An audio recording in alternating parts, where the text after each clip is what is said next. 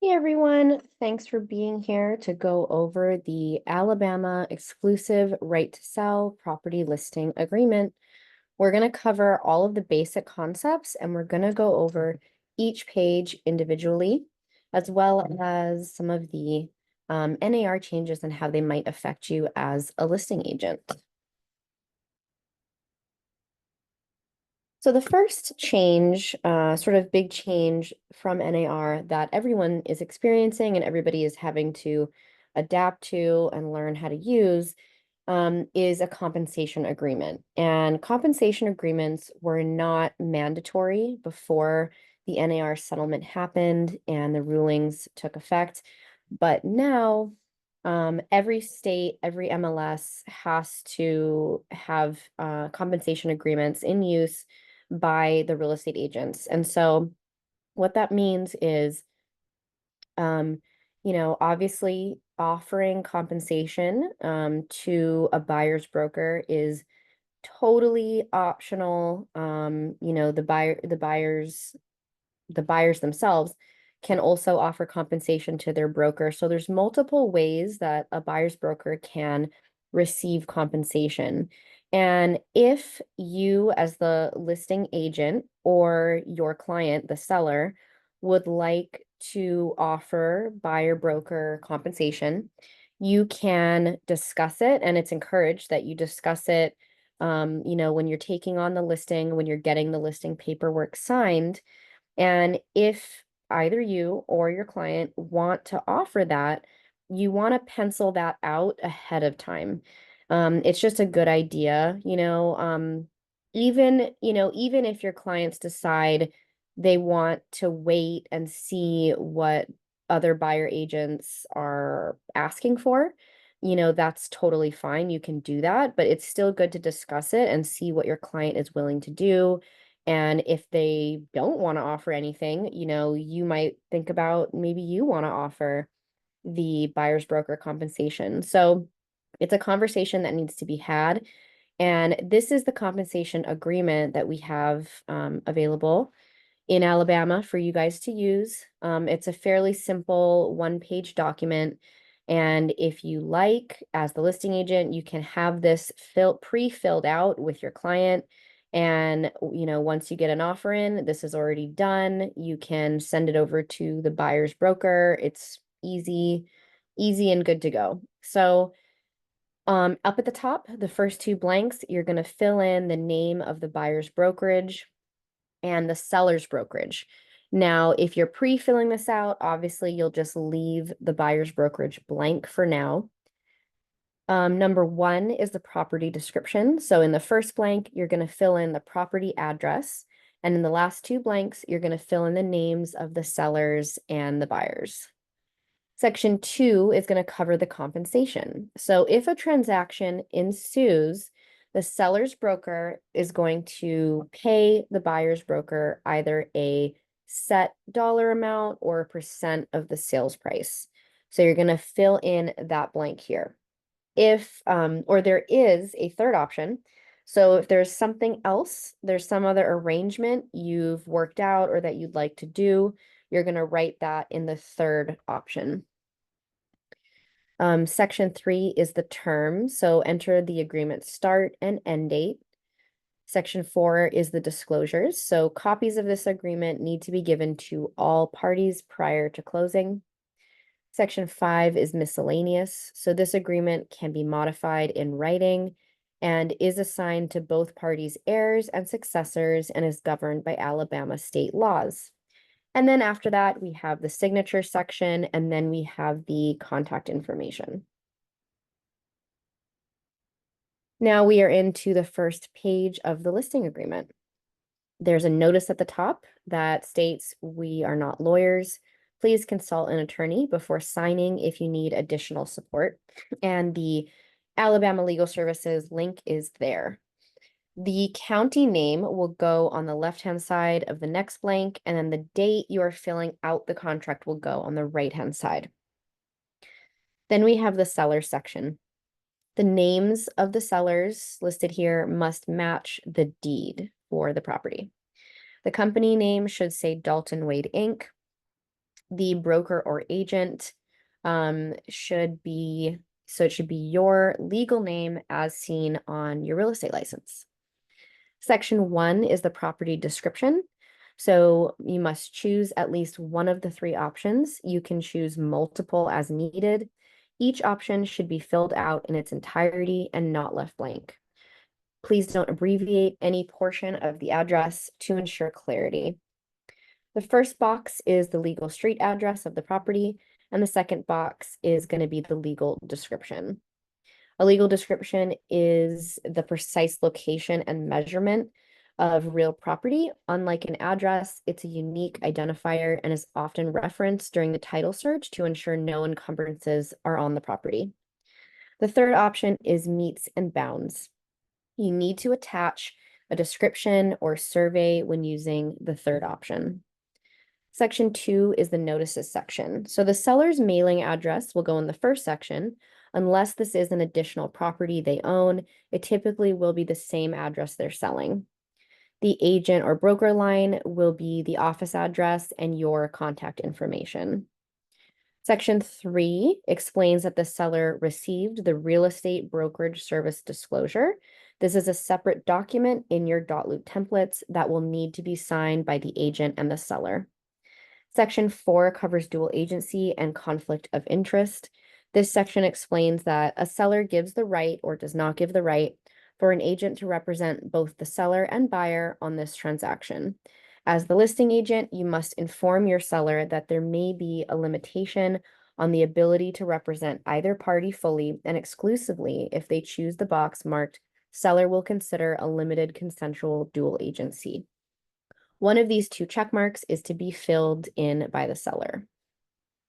Section 5 covers the seller's warranty. So this section ensures that the seller has the authority to sell and will provide a clear title and has provided accurate information about the property. It also addresses specific situations like pre-construction contracts. The seller will need to check the box that either the property is in an HOA or is not in an HOA. If unknown, choose that box. If the property is subject to associations, the seller will need to complete the community association disclosure on the Alabama Realtor Property Condition Disclosure Form. And this is in .loop as well. They must also make sure that any outstanding fees are taken care of before closing. Section 6 covers the period of agreement and termination. The first line is the date that the property should be listed. In the second line, it's stated when the agreement will terminate. If the property is not sold by then, this date can vary, but we recommend setting it 1 year from the listing date to avoid the hassle of adding amendments if the sale takes longer than anticipated. Section 7 covers terms, conditions on which property is to be offered for sale. So this section outlines the terms and conditions of the property that's being sold. This is the purchase price of the property. If the property is over $300,000 and the seller is a non-resident of Alabama, the seller will need to withhold a certain percentage of the sale to the Alabama Department of Revenue. The seller will need to check one of the two boxes shown to ensure that the seller is either a non-resident or is not a non-resident of Alabama. So check whatever box or write on the line, however is acceptable for the property to be sold. So usually it's going to be cash, conventional, VA, and FHA loans.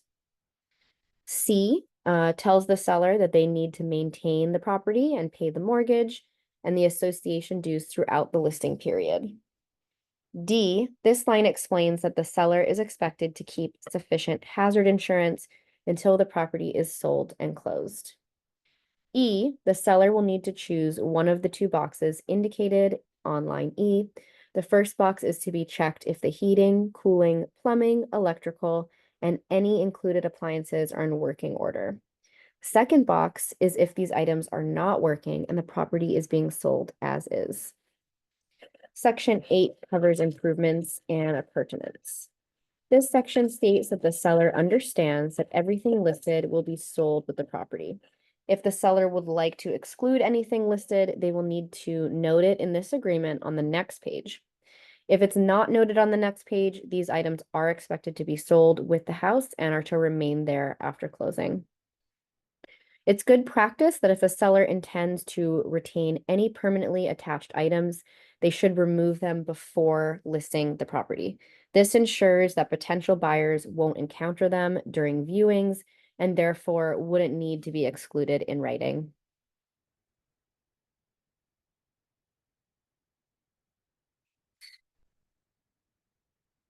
So at the top of the page, the first box is for any additional items that will remain on the property that were not listed at the bottom of page 4. An example of this is going to be if the house was sold with furnishings. The second box is for any item that are excluded from the sale. Popular options are going to be kitchen refrigerators, washer dryer units, Nest systems, things like that. Section 9, sellers hold harmless. This section explains that the broker will not be responsible for any loss or damages that may occur during the period of this agreement. The seller should obtain vacancy coverage if the property is to be vacant. Section 10 covers lead-based paint. One of the two boxes needs to be checked when it comes to the construction year of this property. If it was built before 1978, you're going to check yes, and you will need to include a lead-based paint disclosure statement. This should be an optional document in your template loop on dot loop. If no is checked, the disclosure is not needed. Section 11 covers wood infestation report. The seller will need to provide a potential buyer with a wood infestation report dated within 45 days of closing by a licensed pest control company. The seller is aware that if any current termite contract exists and it is transferable, it needs to be transferred to the buyer at the seller's expense. The seller will have to check if they are or are not aware of any previous termite infestation or damage. The seller must sign. Section 12. This section outlines how you, as the seller's agent, will be paid at closing. So A outlines that the fee payable is negotiable between the parties. B, the seller agrees to pay either a set amount, that's going to be the first blank, or a percentage of the gross sales price, which is the second blank, under the following conditions. The broker will find a buyer for the property and that the seller agrees to pay the broker whether the buyer is found by the broker, seller, or an additional person. The broker will still be paid after the termination date or any extensions if the property was shown by anyone during the listing period. And even if the seller defaults or fails to close at no fault to the buyer. And the last number 4 is just list any other reason why the broker will still be paid under this agreement and this agreed to amount. So C, this section states that the broker will not be paid if the listing is expired, withdrawn, or if the property is relisted with another licensed real estate broker. The seller understands that the broker may share up to a certain amount of the commission with any and all cooperating brokers that assist in marketing the property. And E is a legal notice stating that if 12B is left blank, that may be a violation of Alabama real estate license law. Section 13, disclosure. The sellers may have a duty to disclose certain situations under Alabama law. This section ensures your sellers know in which situation they need to disclose these items. Number 1 is known defects or conditions that could affect the buyer's health and safety are not known or visible to see. Number 2 are disclosures when the broker has a fiduciary duty to a prospective buyer. And number 3 are instances of specific inquiry by the prospective buyer. The seller is to write the known defects on the given line, and the seller has the option to agree or not to agree to provide a property condition disclosure statement.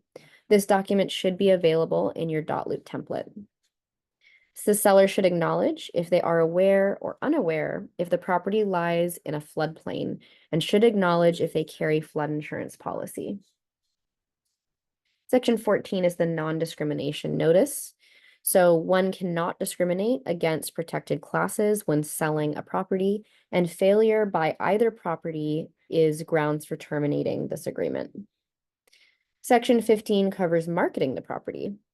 So this section outlines how the property will be marketed to potential buyers and what the broker and seller agree to. The broker agrees to make reasonable efforts in marketing the property. The seller should check yes or no to agreeing with the following. Place a for sale sign or other sign on the property. Let the broker advertise how they deem best. Publish the property on MLS, the internet, social media, internet exposure, etc. Allow information to be used in marketing the property. Allow access to the property for showings and inspections. Give the broker keys. Have the property available for showings during reasonable hours. Install a lockbox on the property. And then the lockbox disclaimer says that the seller, if using a lockbox, releases the MLS, all their agents and brokers from any liability for a situation resulting from loss, damage, or theft.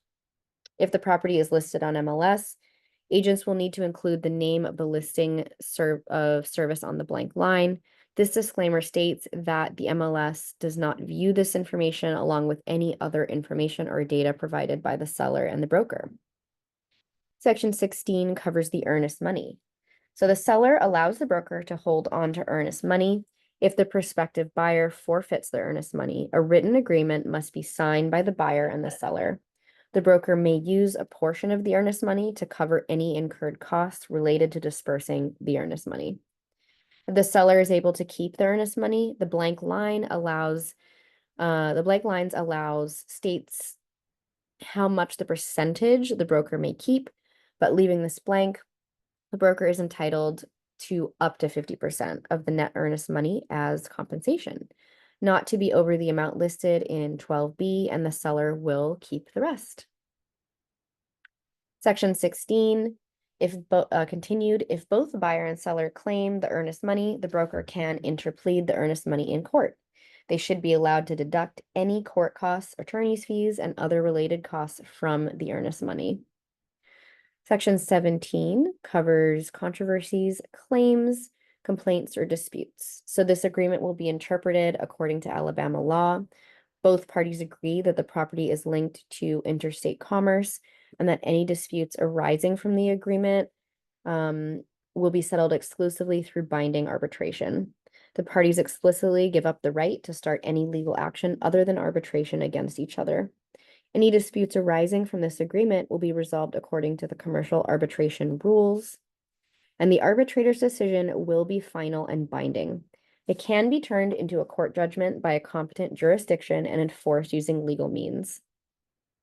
If legal action is taken to collect the compensation outlined here, or if the broker successfully defends against action brought by the seller regarding this agreement or any purchase agreement for the property, the broker wins the case. The seller agrees to cover all the costs incurred by the broker and reasonable attorney's fees. Section 18 is the sole agreement verbiage. So this section ensures that the broker and the seller know that this agreement and any attachments represent the only agreement between the parties. No additional oral statements, representations, promises, etc. have any validity or effect to the agreement. Any written amendments, changes, additions, or deletions must be signed by both parties to be in effect. The seller acknowledges no other agreements exist, and there's a disclaimer which states the seller should seek professional or legal advice if they do not understand something in the agreement.